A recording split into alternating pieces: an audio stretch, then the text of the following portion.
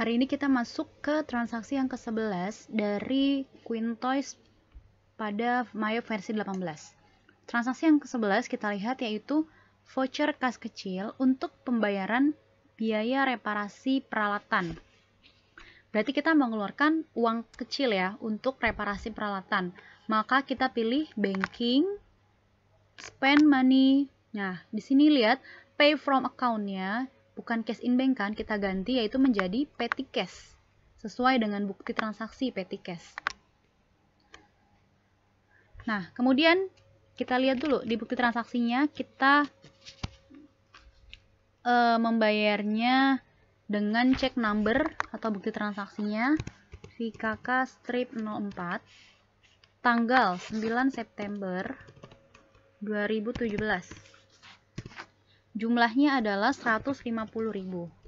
Ingat diketik tanpa tanda titik ataupun koma ataupun rupiah. Memonya pembayaran biaya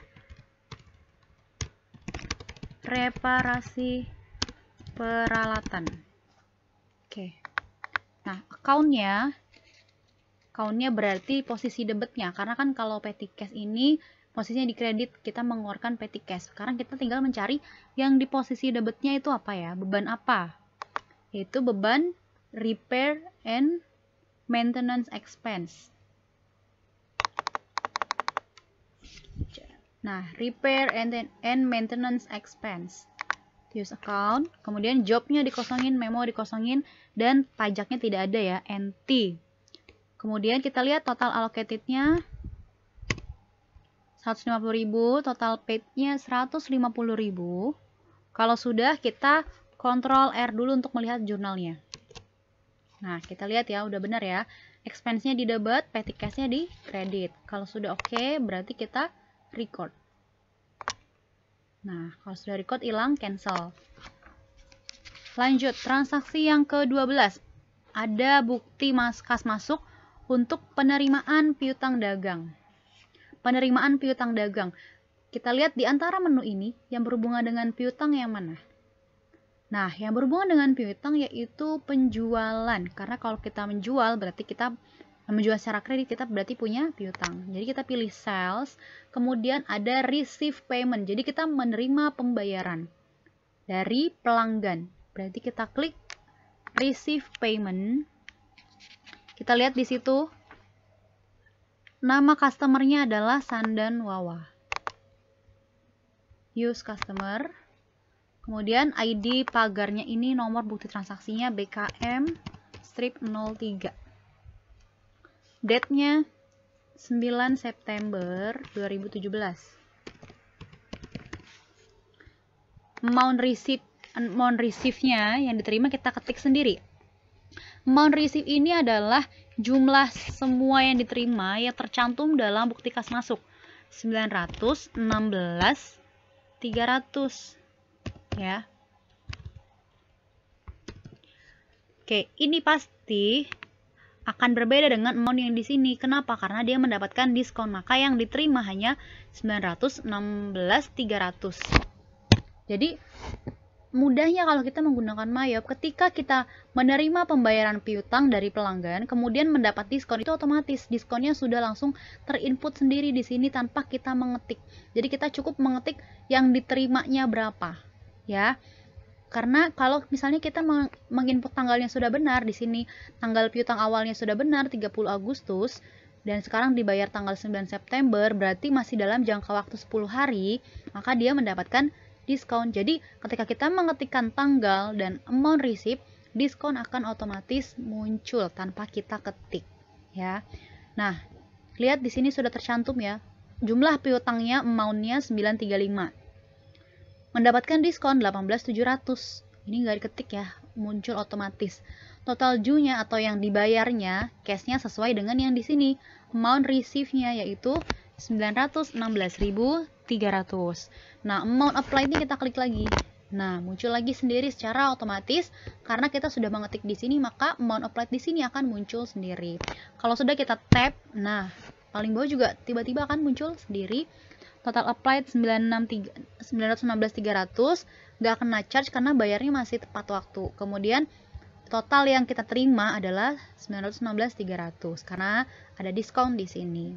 Oke, out of balance-nya harus 0 ya. Kalau sudah, kita Ctrl R dulu untuk melihat jurnal sementaranya.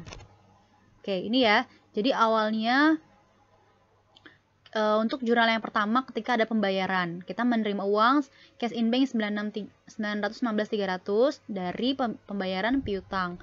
Kemudian ketika ada diskon, sales diskonnya di debit. Kemudian account receivable-nya di kredit. Nah, itu ya. Kemudian ini juga piutangnya berkurang 18.700 yang merupakan turunan dari sales discount. Oke. Kalau sudah, baru kita record. Ada disuruh perintah untuk mau print sekarang atau enggak, kita klik aja print letter. Nah, kalau sudah hilang ya, cancel. Lanjut, kita ke transaksi yang ke-13, ada bukti nota kontan. Nota kontan itu berarti untuk apa? Untuk penjualan secara tunai. Nota kontan penjualan secara tunai. Lihat, di antara semua akun ini, kalau penjualan balik lagi ke sales ya. Mau ada penjualan kredit, penjualan tunai, semuanya masuk ke dalam sales. Kemudian enter sales. Nah, kita lihat sesuai bukti transaksi, nama customernya adalah pelanggan tunai. Jadi kalau penjualan tunai, pelanggannya cuma satu, ini namanya pelanggan tunai. Klik use customer. Kemudian terms-nya COD sudah sesuai ya, karena kita kalau COD berarti langsung bayar saat terjadi transaksi.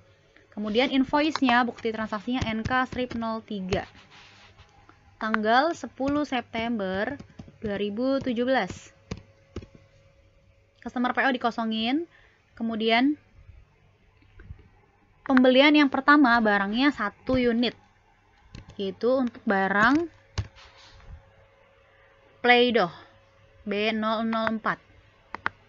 Kemudian description akan muncul sendiri, harganya kita ketik sendiri. Harga yang ada di bukti transaksi adalah 55.000.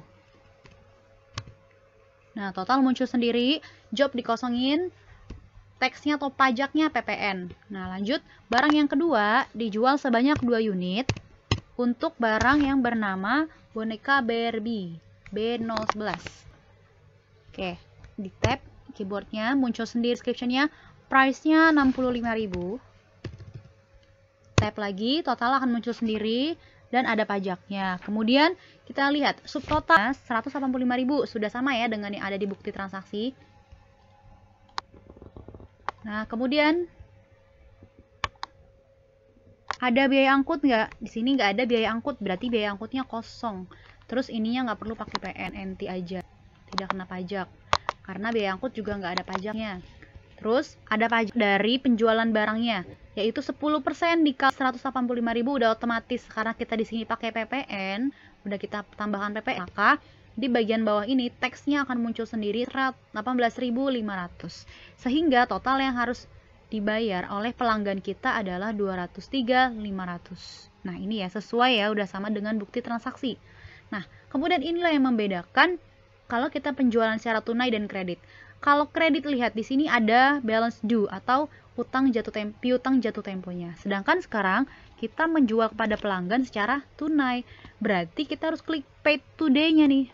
Nah, paid today-nya kita isi 203.500 total semuanya. Di tab. Nah, jadi ini dibayar langsung tunai hari ini. Berarti nggak ada piutang. Itu ya. Kita lihat dulu jurnalnya, Ctrl R. Nih ya, jadi langsung dari semua piutangnya kita langsung menerima cash in bank pada kenapa account receivable bukan sales. Nah, itulah ketentuan dari Mayopnya. Jadi mau penjualannya tunai atau kredit, tetap di akun kreditnya adalah account receivable, debitnya cash in bank. Jadi langsung piutangnya dibayar hari itu, gitu ya ibaratnya. Oke, kita record. Oke, di sini suruh spelling nggak usah, cancel aja. Oke, cancel. Sekarang masuk ke transaksi yang ke-14, pembayaran utang dagang. Ada di bukti kas keluar. Sekarang kita membayar utang dagang kepada supplier atau pemasok. Berarti utang dagang itu berkaitan dengan menu purchases atau pembelian, purchase. Kemudian pay bill, membayar tagihan, gitu ya. Kita lihat siapa suppliernya, PT Fani Plastik. Kemudian check numbernya, nomor bukti transaksi BKK 03. Tanggal 11 September 2017. Jumlah yang kita bayarkan sesuai yang ada di bukti transaksi. Jumlahnya yaitu 750.000. Oke. Memonya biarkan aja, sudah otomatis muncul. Kemudian di sini ada, lihat amount-nya 750, kita nggak dapat diskon ya, karena utang kita tanggal 28 Agustus. Sedangkan kita bayar 11 September, berarti nggak dapat diskon karena sudah lebih dari 10 hari. Kemudian jangan lupa di sini, amount applied harus diklik biar muncul sendiri. Klik, nah, tap lagi. Sehingga di bawah ini ketika kita klik tab yang ada di keyboard, total applied-nya akan jadi otomatis 750. Artinya applied itu yang dibayar, total dibayar. Kemudian nggak ada denda ya, karena kita masih dalam waktu kurang dari 30 hari bayarnya. Total paid-nya 750. Kita lihat dulu jurnalnya, Ctrl R. 750 yaitu untuk pembayaran account payable. Jadi account payable-nya di debit berkurang, cash in bank-nya berkurang juga di kredit. Kalau sudah, kita record. Cancel. Sekarang transaksi yang ke-15, penjualan kredit. Kita menjual barang kepada customer secara kredit dengan adanya faktur penjualan. Oke, penjualan berarti semuanya di sales. Enter, sales. Penjualan kredit. Customernya Istana Boneka. Terms-nya, nah di sini yang membedakan cash ataupun kredit ya. Kalau kita menjualnya kredit, otomatis terminnya, metode pembayarannya bukan COD, melainkan kita ganti menjadi in the given of day. Oke. Ini kita ganti in a given of day. Jadi menentukan sendiri hari-harinya. Nah, kita lihat sesuai di bukti transaksi, yaitu 2/10 N/30. Yang artinya diskon day-nya akan diberikan diskon kalau bayarnya dalam jangka 10 hari. Sedangkan jatuh tempo bayar utangnya sampai lunas yaitu 30 hari. Presentasenya, diskonnya yaitu 2% karena 2/10. Kemudian kalau terlambat itu udah di ketentuan soal dari awal ya, ada denda 1%. Oke. Kalau sudah, oke. Nah, jadi sudah diganti 2/10 N/30. Nah, kemudian di sini ada bacaan teks inklusif, jangan di checklist. Lalu ada invoice pager, itu nomor bukti transaksi FQ 1109. Ya, customer PO-nya dikosongkan aja. Kemudian ada ship. Ini penjualan barangnya. Ya, cukup banyak ya penjualannya. Yang pertama ada 5 barang untuk Uno Stako. Oke. Harganya kita ketik sendiri, Rp10.000. 110.000. 110.000. PPN-nya masuk juga ya di teks. Kemudian barang yang kedua yang kita jual ada 5 unit untuk Scrabble B03. Scrabble seharga 135.000. Ketik sendiri. Pakai PPN juga ya. Kemudian barang yang selanjutnya ada 5 unit untuk barangnya Play-Doh namanya. Harganya 65.000. Lalu barang yang berikutnya ada 10 unit untuk Tamiya.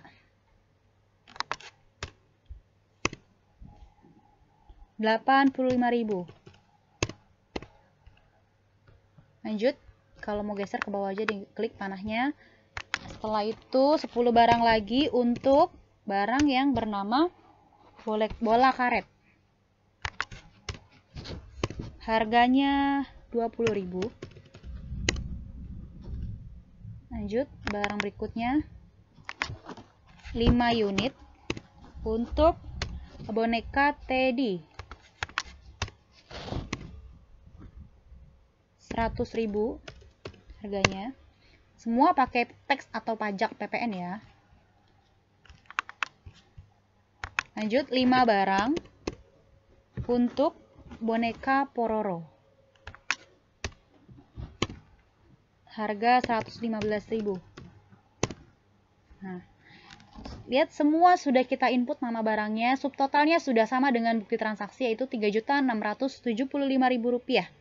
Kemudian ada pajak dari penjualan barangnya 367.500. Sudah sesuai ya.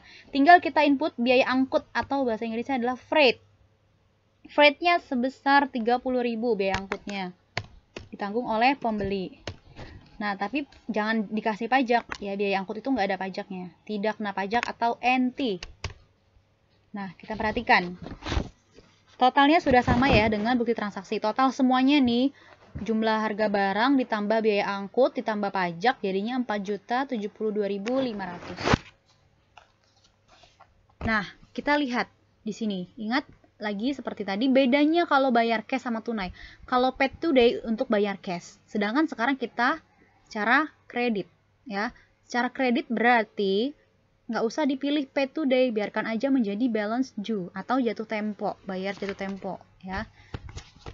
Kalau sudah seperti ini, kita perhatikan dulu jurnalnya, yaitu dengan cara klik Ctrl R di keyboard. Nah, ini ya. Jadi semua account receivable-nya adanya di debit karena piutang bertambah. Sales-nya ada di kredit, terus kemudian ada PPN outcome atau pajak pengeluaran. Kemudian ada freight collected biaya angkut 30.000. Nah, yang di bawah ini jurnal kedua yaitu adalah harga pokok penjualan atau harga asli barangnya gitu ya.